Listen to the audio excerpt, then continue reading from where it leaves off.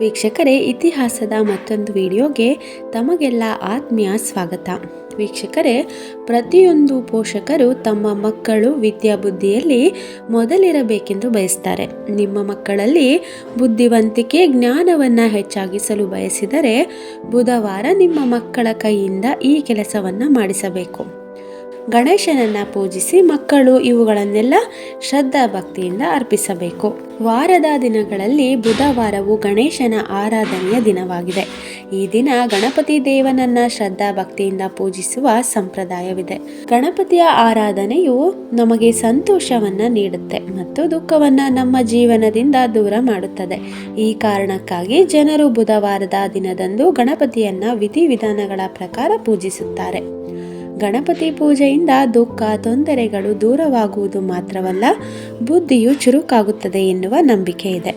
ಗಣೇಶನು ಜ್ಞಾನವನ್ನು ಕರುಣಿಸುವ ದೇವನಾದ್ದರಿಂದ ವಿದ್ಯಾರ್ಥಿಗಳು ಅಥವಾ ಶಿಕ್ಷಣವನ್ನು ಪಡೆದುಕೊಳ್ಳುತ್ತಿರುವ ಜನರು ಗಣೇಶನ ಆರಾಧನೆಯನ್ನು ಕಡ್ಡಾಯವಾಗಿ ಮಾಡಬೇಕು. ವಿದ್ಯಾರ್ಥಿಗಳು ಗಣಪತಿ ಪೂಜೆಯನ್ನು ಮಾಡೋದ್ರಿಂದ ಬುದ್ಧಿವಂತಿಕೆ ಮತ್ತು ಜ್ಞಾನವನ್ನು ಪಡೆದುಕೊಳ್ತಾರೆ. ಶಿಕ್ಷಕರೇ, ನಿಮ್ಮ ಮಗುವಿಗೆ ಅಧ್ಯಯನ ಮಾಡಲು ಇಷ್ಟವಿಲ್ಲದಿದ್ದರೆ ಅಥವಾ ಏಕಾಗ್ರತೆಯ ಕೊರತೆ ಇದ್ದರೆ ಇದಕ್ಕಾಗಿ ನೀವು ಬುಧವಾರ ದೂರ್ವಕ್ಕೆ ಸಂಬಂಧಿಸಿದ ಈ ಕೆಲಸಗಳನ್ನು ಮಾಡಬೇಕು. ದೂರ್ವ ಅಂದರೆ ಗರಿಕೆ. ಗಣೇಶನಿಗೆ ಅತ್ಯಂತ ಪ್ರಿಯವಾದ ವಸ್ತುವಾಗಿದೆ. ಗರಿಕೆ ಇಲ್ಲದೆ ಗಣೇಶನ ಪೂಜೆಯನ್ನು ಮಾಡುವುದು ಅಪೂರ್ಣವೆಂದು ಪರಿಗಣಿಸಲಾಗುತ್ತೆ. ಗಣೇಶನಿಗೆ ಗರಿಕೆಯನ್ನು ಅರ್ಪಿಸಿ ಪೂಜೆಯನ್ನು ಮಾಡೋದ್ರಿಂದ ಮಗುವಿನ ಬುದ್ಧಿವಂತಿಕೆ ಹೆಚ್ಚಾಗುವುದು. ಹಾಗಾಗಿ ಬುಧವಾರದ ದಿನ ಗರಿಕೆಯಿಂದ ಈ ಕೆಲಸವನ್ನು ಮಾಡಿ. ಬುಧವಾರದ ದಿನದಂದು ನಿಮ್ಮ ಮಗುವಿನ ಕೈಯಲ್ಲಿ ಗಣೇಶನನ್ನು ಪೂಜಿಸುವಂತೆ ಮಾಡಬೇಕು. ಪೂಜೆಯ ಸಮಯದಲ್ಲಿ ಗಣೇಶನಿಗೆ 11 ಗಂಟುಗಳ ಗರಿಕೆಯನ್ನು ಗಣೇಶನಿಗೆ ಅರ್ಪಿಸಿ. ಇದನ್ನು ಭಕ್ತಿಯಿಂದ ಮಾಡಬೇಕು. ಈ ಕೆಲಸವನ್ನು ನಿಮ್ಮ ಮಗುವಿನ ಕೈಯಿಂದ ಮಾಡಿಸೋದ್ರಿಂದ ಮಗುವಿನ ಅಧ್ಯಯನದಲ್ಲಿ ಆಸಕ್ತಿ ಹೆಚ್ಚಾಗುತ್ತೆ ಮತ್ತು ಮಗುವಿನ ಮನಸ್ಸು ಅಧ್ಯಯನದಿಂದ ವಿಮುಖವಾಗೋದಿಲ್ಲ. ಹಾಗೆ ಕೆಲವು ಮಕ್ಕಳು ಅಧ್ಯಯನದಲ್ಲಿ ತುಂಬ ದುರ್ಬಲರಾಗಿದ್ದಾರೆ.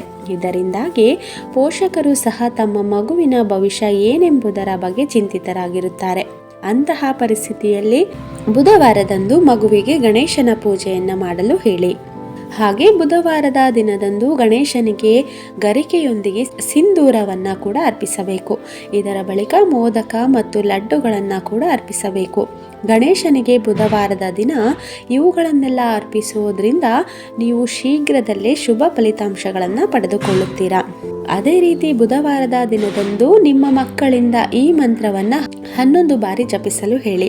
ಬುಧವಾರ ಈ ಮಂತ್ರವನ್ನು ಜಪಿಸುವುದರಿಂದ ಮಕ್ಕಳು ಬುದ್ಧಿವಂತಿಕೆ, ಜ್ಞಾನ ಮತ್ತು ಗಣೇಶನ ಕೃಪೆಯನ್ನು ಪಡೆದುಕೊಳ್ಳುತ್ತಾರೆ ಎನ್ನುವ ನಂಬಿಕೆ ಸಹ ಇದೆ.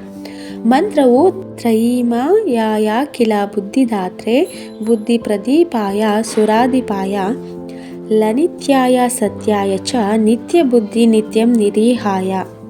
ನೋಡಿದ್ರಲ್ಲ ವೀಕ್ಷಕರೇ, ಬುಧವಾರದ ದಿನದಂದು ನಿಮ್ಮ ಮಕ್ಕಳ ಕೈಯಿಂದ ನೀವು ಈ ಕೆಲಸಗಳನ್ನೆಲ್ಲ ಮಾಡಿಸಿದರೆ ಬುದ್ಧಿವಂತಿಕೆ, ಜ್ಞಾನವನ್ನು ಪಡೆದುಕೊಳ್ತಾರೆ.